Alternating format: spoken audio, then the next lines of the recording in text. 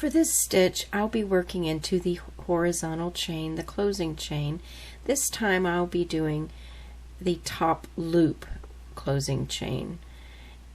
And because it is beside the stitch, you would need, if you're going to do an all over repeat, you would probably want to handle it in the same way as you would for the full stitch.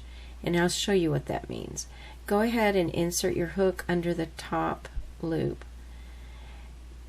Because it's at the side of the stitch there instead of directly above the stitch, it is going to cause a bias. Now, a bias is when the fabric starts shifting diagonally.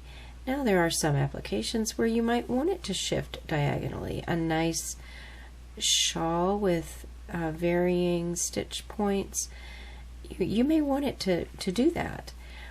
But if you don't want it to do that, I'll show you what you need to do. So you'll just go across and insert your hook as you would for this top stitch, and there is no common name. There is a common symbol for it, but there is no common name. It could be top loop, it could be Tunisian top stitch, it could be top front loop, it could just be front loop.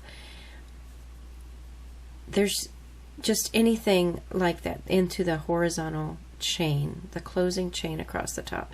Now here I stitched into the first one, so what I'm going to do is I'm going to leave the last one alone and just stitch right into the next, and then close it up as I would normally, which is chain 1, yarn over, pull through 2, all the way across until I get to the beginning. Now once I get to the beginning, I need to work on shifting the stitch, the fabric, back over.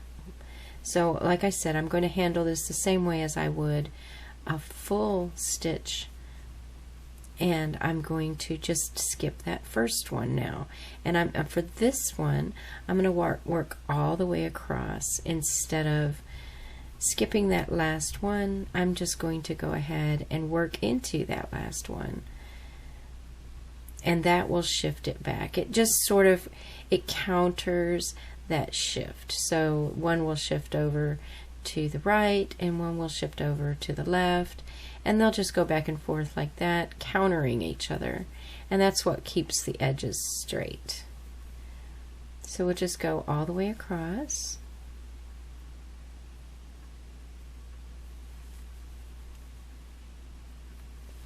Until we get to the end. And for the last one, oops, put that little guy back over there. And then we're at the last one. So for this one, we will just stitch into the closing chain, and then we will stitch, I think I missed that one. Yes, I did. Okay, we're going to stitch into the closing chain and into the last one to shift it back over. And that is the Tunisian top stitch.